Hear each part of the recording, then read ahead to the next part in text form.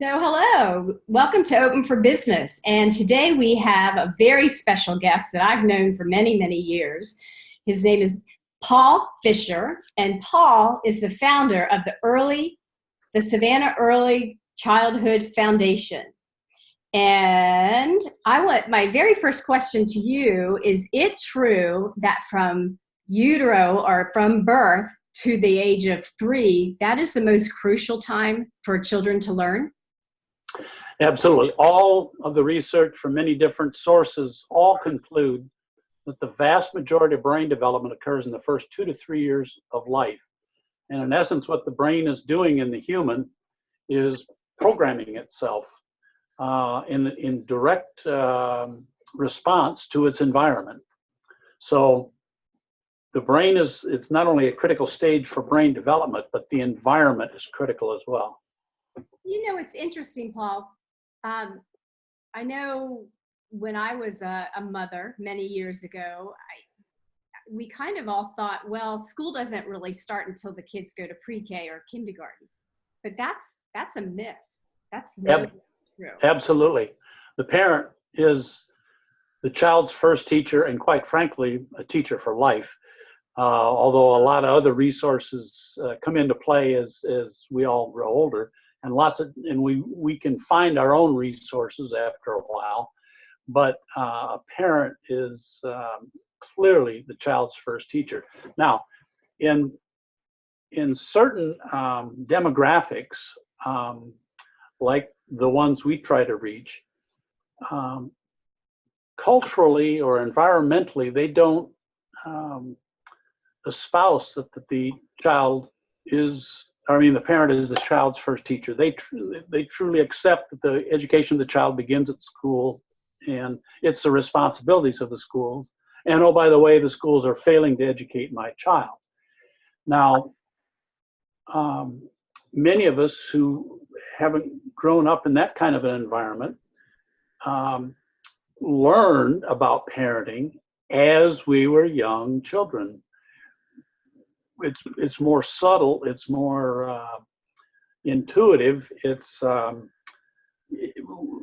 we don't necessarily recognize it, but the way our parents treated us and taught us and cared for us and nurtured us, we do remember. And those are parenting skills who last with people who were brought up in that environment. If you weren't brought up in that environment, no fault of the parents, they just don't know. So knowledge can be acquired to rectify that circumstance. So, Paul, the difference between a child that has a parent that talks and sings and engages a lot with the child before they're 3-year-old, what is the difference in their vocabulary between a child that has an engaging parent versus one that waits for them to be educated in pre-K or kindergarten? There's great research by Hart and Risley, and their last book, Meaningful Differences, define all of this. And they found that, and they call them the haves and the have-nots. And there is, by age 5 or entry into school, there is a 30 million word gap between the haves and the have-nots, the children who grew up in an environment of nurturing and language rich, and those who didn't. And if you think about it another way, if you are brought up in an environment that is abusive, neglectful, non-language rich, your brain is developing. And it's quality development. There's nothing non-quality about the development of the brain, but it is programming itself in direct response to its environment. And you can imagine if you're programming your human computer with that kind of an environment, you will tend to demonstrate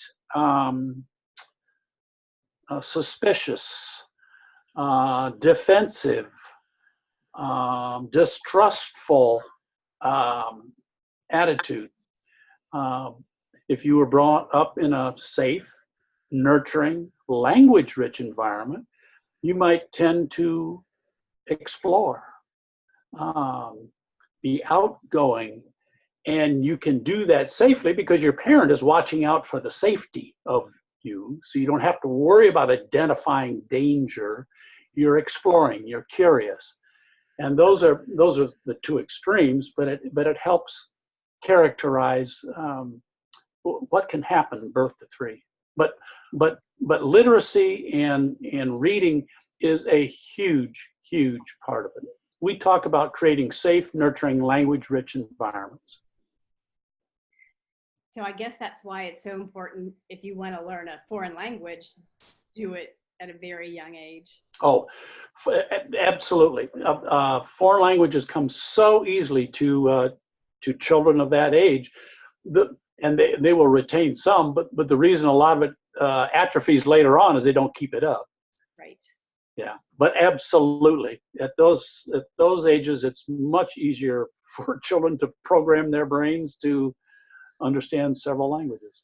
So Paul, we have these types of statistics. What made you, many years ago, say, maybe we can solve this problem? What was that story?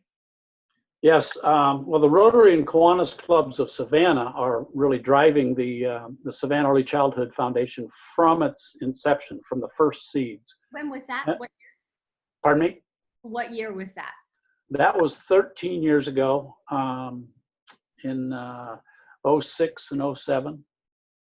So we've been at this a little while. I remember you speaking to our downtown Rotary about that. Yes, right. What is really fascinating is that a multi-club committee with representatives of the Savannah Rotary and Kiwanis clubs spent 3 years doing research.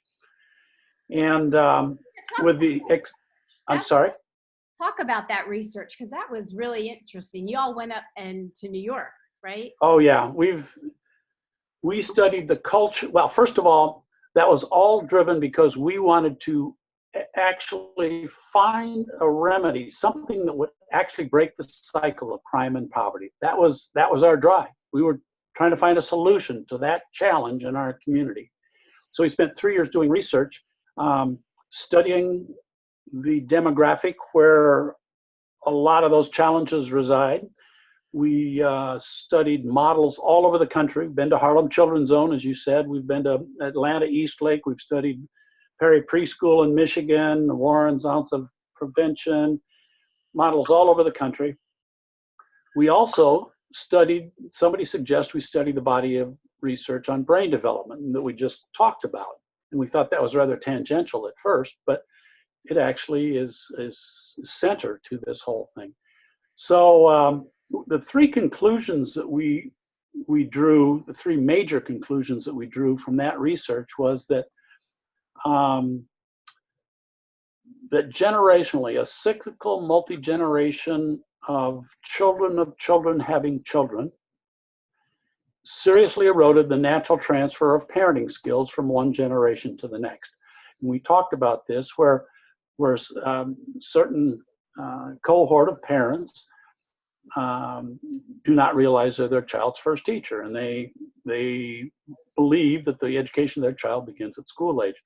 The second was that the vast majority of brain development occurs in the first 2 to 3 years of life. And the third one was a pattern that we didn't realize until we studied so many models, but this pattern emerged, and that is that communities create resources to get at this challenge, to be a solution to this challenge. But all those models start at age 4. We know them as pre-K, Head Start, kindergarten, and then tutoring on beyond that. So a child born into this circumstance where all the brain development's going on, the parent, not their fault, but don't realize that they're their child's first teacher, and all the community resources start at age 4 are born into the perfect storm. So even though we are trying to break this cycle of crime and poverty, we concluded we're not really working on that per se, but what we would then define as the root cause, and that's enhancing parenting skills for parents of children birth to 3. Now, what is really interesting about this that Parent University and Michael O'Neill, who is really the operating entity of this experiment that we're running, the parents were telling Michael O'Neill that, oh man, if I didn't known in middle school what my high schooler needed, I would have been better off because I could have better prepared them for high school. And the logic went on to, well, if I'd have known in middle school or in elementary school what they needed in middle school, they would have been better. And at the same time that we were concluding this birth to three phenomena, the parents were telling Michael O'Neill that they wanted to learn more about parenting starting at birth. And it was happening at the same time. So what is really remarkable and gives us real faith that we're on the right track is that not only parent intuition, but a rather business, scientific, analytical approach came to the same conclusion. It gives us high confidence we're on the right track. Paul, have you published any papers with any of your findings, or? As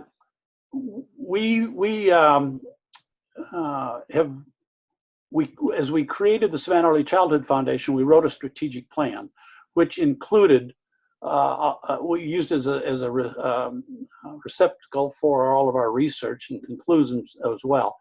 And that was revised in 2017, just a couple of years ago. So we do have those documents. We do write reports from time to time. But we have established even a deeper and more reliable research partner in the three professors in child and family development at GSU Statesboro. Wow. So they've partnered with us. And a big reason they're partnering with us because this model in Savannah is unique. We have yet to find anyone in the country doing what we're doing with parent skills birth to three anywhere in the country. So that intrigued the professors in Statesboro to be part of the leading edge and a unique model. So they're doing research. They have said that their first research paper on this model they plan to publish this fall. That's going to be another really big needle mover for you. Absolutely, we think so. And our stated goal as the Savannah Early Childhood Foundation is all children ready for school at school age. The theory goes, if they're ready for school, as they aren't now, nobody's fault, it's just what is, that they'll have a better school experience, third grade reading and math go up, behavior issues atrophy, high school graduations rise, we have a better educated workforce that attracts more and higher paying jobs, and we've broken the cycle of crime and poverty. That's like the $1 question on how to do that, and it feels like you're on the right track with this. Oh, first of all, people say this can't be done. That's why no one has done it. Right. Because those parents aren't, the myth is, those parents aren't interested, they're non-responsive, and a lot of community resources develop a model that, or some content that would help these parents, and then they advertise it, but the parents don't show up. That's not how you succeed in this endeavor. And the first deal with his parent university. Exactly. You start with a trustful, respectful relationship with the parents. Gain their trust, show them respect, be non-judgmental, be fun, be celebratory, be positive, and they respond. It isn't out of lack of love, it's a lack of knowledge. And that's what that's the magic that Michael O'Neill created in Parent University. And that's why we built our traditional parent university served parents of children birth to 18, the full spectrum.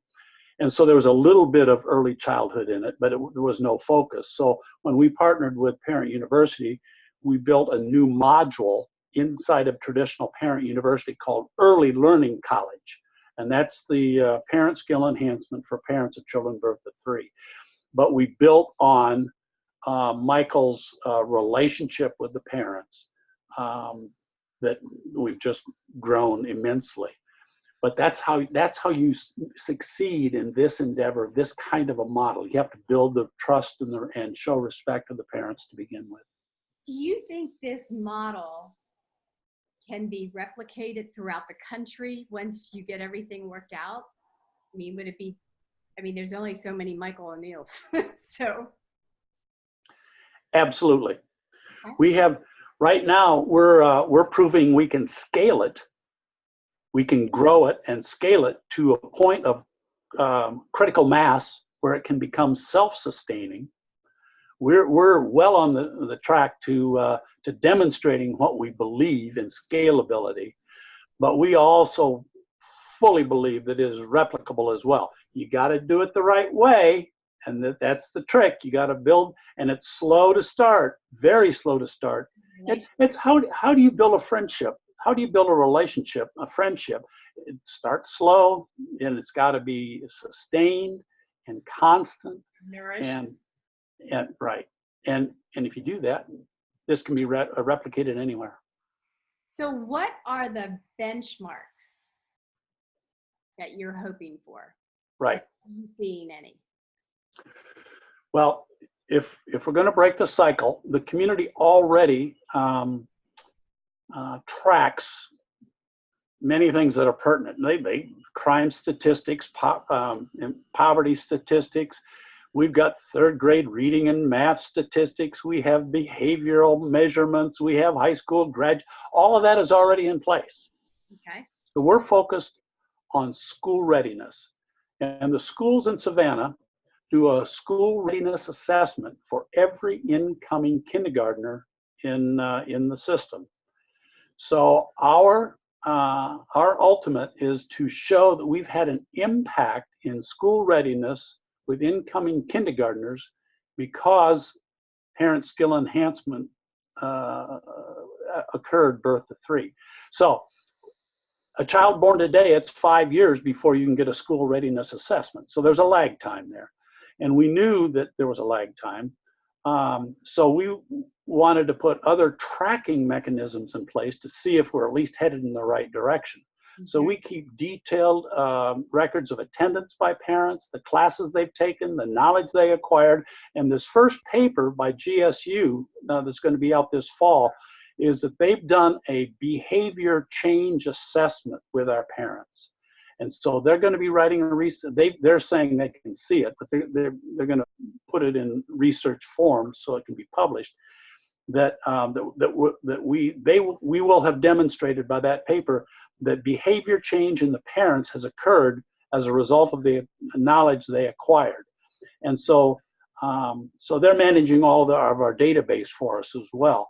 So the tracking mechanism shows that we have growing numbers in an early learning college session. We have parents attending more sessions per year, parents attending sessions multiple years, and we keep track of how many new parents we get in every session. And on top of that, we're growing the number of sessions. Last year we had 50 events in which we engaged our parents. Weekly thing. And we now have over 1,100 unduplicated names in our database of parents attending multiple sessions, multiple years. So let me ask you this question. Do you have any programs or anything to do with the early childhood care centers, or is it strictly the parents at home doing it? The original strategic plan had 2 elements to it. One was parent skill enhancement for birth to 3, and the second one was raising quality of childcare birth to 3. Right, I remember reading that. Yeah. Right. So, but to us, the parent was the primary, and the childcare element was the secondary or supplemental element. Well, the state of Georgia has created the quality rated program, and so they're driving a whole program statewide to try to improve the quality of childcare. So given that, we didn't try to reinvent the wheel. When we revised our strategic document in 2017, we diminished the child care element to it to where we just advocated. We weren't spending a lot of resources or energy on child care, but we advocated for high quality child care. Then just gave us all of our, so we could focus all of our energy on the parent element. And Michael's been with you how long now? Michael started Parent University 20 years ago, and we partnered in 2012. Wow. So you have had time to have results. Well, there's a lag time of 5 years. Yeah. We're 7 years, but so we should. In fact, the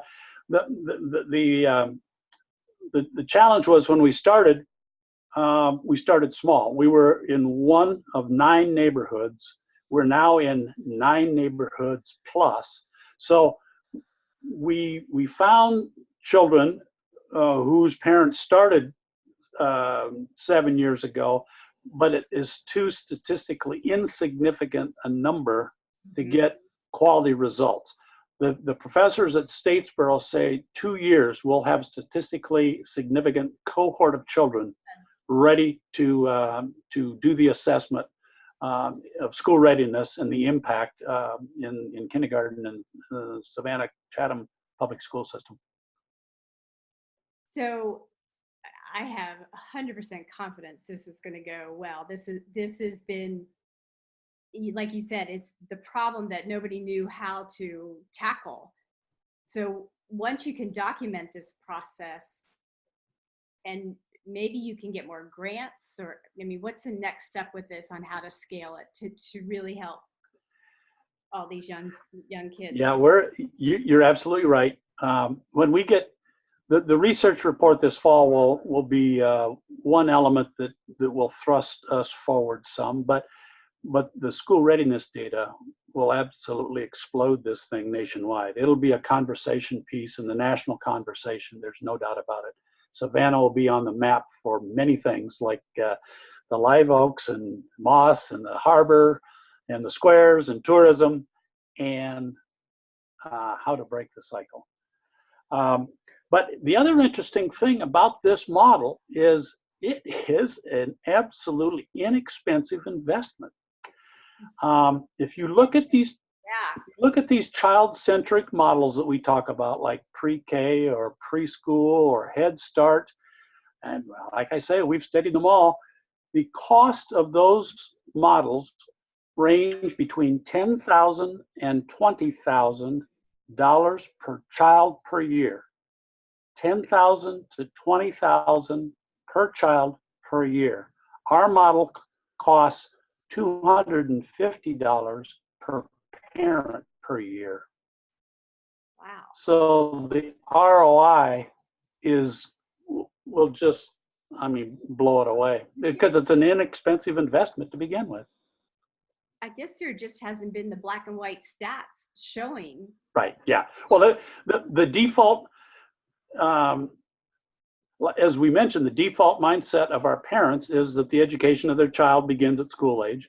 The default mind of communities is this can't be done. But not to worry, we know how to fix the child. We'll go fix the child because we don't have to worry about the parent because that can't be done. Well, all the models that we talk about start at age 4 and they've not done it. Now, we don't advocate against those. What we say is that we marry well with all of them because we bring a better prepared child and the parent to all of these models. So we don't advocate against them, but we say to our community, and we can say to others, that you need to invest in this early childhood thing as well. So what are the top 3 things that you tell the parents to do at home that would be considered early childhood learning? What can they do?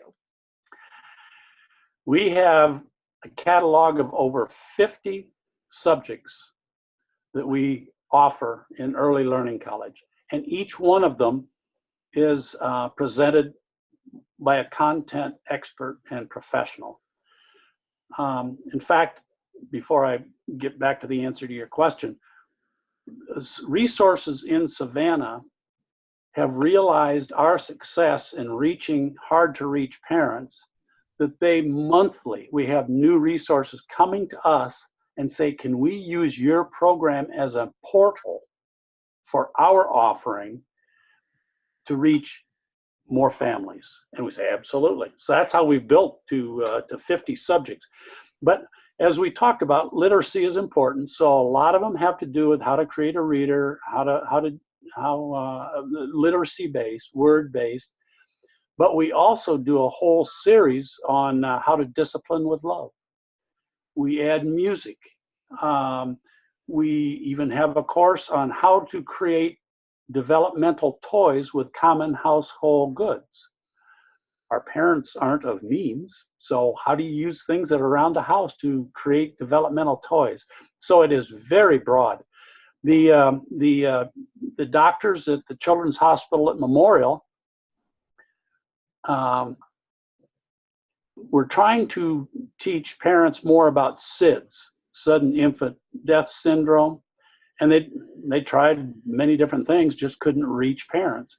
Somebody asked you, did you hear about Savannah Early Childhood Foundation Parent Universities? No, never heard of them. So they reached out, we talked to them, and they said, whoa, can we come to your sessions and teach about SIDS? Absolutely, you're on. Now the doctors, one of the doctors, one or another of them, are in every one of our sessions teaching some kind of health issue. They teach about ages and stages. Sorry? I'm sorry, where do you hold the sessions? Where's the class? The Harlem Children's Zone taught us that neighborhood is very important. It's the optimal, or it is the optimal demographic, geographic, that gives you the optimum chance of reaching critical mass.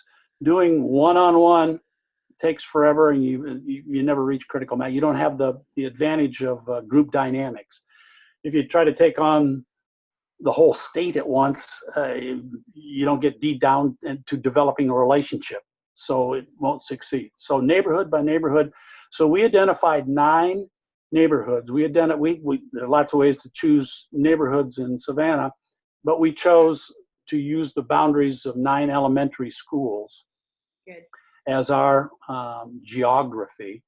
And that way we can relate to the schools as well as we think about school readiness and where the children are going to the different schools. So it's the 9 urban, African American, mostly impoverished demographic of Savannah, where everyone's invited, but that's where we hold our sessions to make sure that. Find out about what time and how do they get involved? Do you have to enroll? How does that work? We've really grown in that one too. It used to be that Michael O'Neill and his wife Jonelle would make 200 or 300 phone calls, the week of an event. But now we're using social media, we're using texting, and Facebook, all of the social media outlets we use, as well as robocalls. But the most effective is other parents. Word of mouth. Parents that come are stuck. They love it, and they keep coming back, and they're the ones that speak with enthusiasm and excitement and excite other parents to come. Well, it should be exciting because with this kind of knowledge, these kids are going to end up going to college. They're going to be successful. They're going to be able to live on their own. It's not going to be a burden on the city or with the state with other problems. So our parents get it. They just didn't know. And so Michael developed a relationship in which they trusted so that they could have those kind of conversations. Paul, this is just really spectacular in what you started many years ago and now what it's turned into. I mean, It's, Well, I appreciate the compliment, but this wouldn't happen without Michael O'Neill and Parent University as well. So we need to give due credit to Michael. We love him. gosh, well, yes, we were in Leadership Savannah together many, many years ago. Oh, wow. Talking about it. So Yeah. if somebody would like to interview you or find out more, what's your website? How do people get in touch with you? Sure.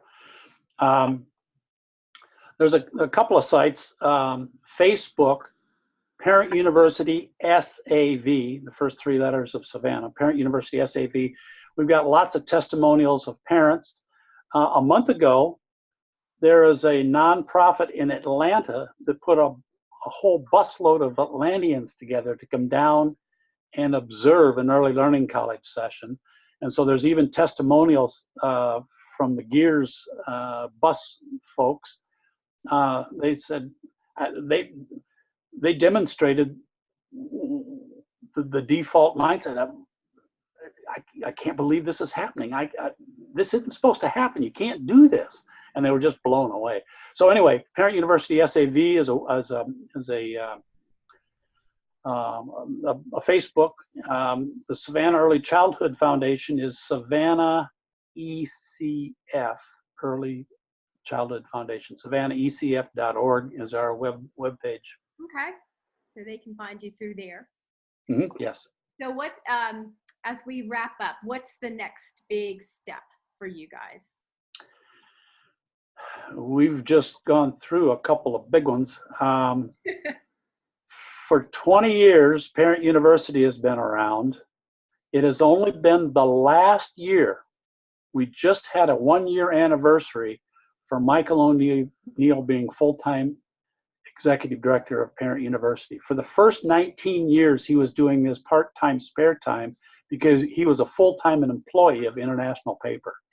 And so we've not only got Michael full-time, but we, as of June 1, we just hired Tamika Tribble to be an assistant executive director. So that just doubles our reach as in executive management duties and reach, but it's also part of our sustainability plan. So if anything, God forbid, happened to Michael, we've got Tamika in the wings training up. Well, very good, and congratulations, and thank you on behalf of Savannah and all the families and the young kids that are going to be helped by this, Paul. It's really, really amazing, and you're a Rotarian. Give a shout out to your club. Rotary South, that's where it all was born. That's awesome. Well, thank you so much for being on Open for Business, and we will talk to you soon. Thank you, Paul. Thank you, Marjorie. Thanks for doing it. You're a good friend. Thank you. Bye now.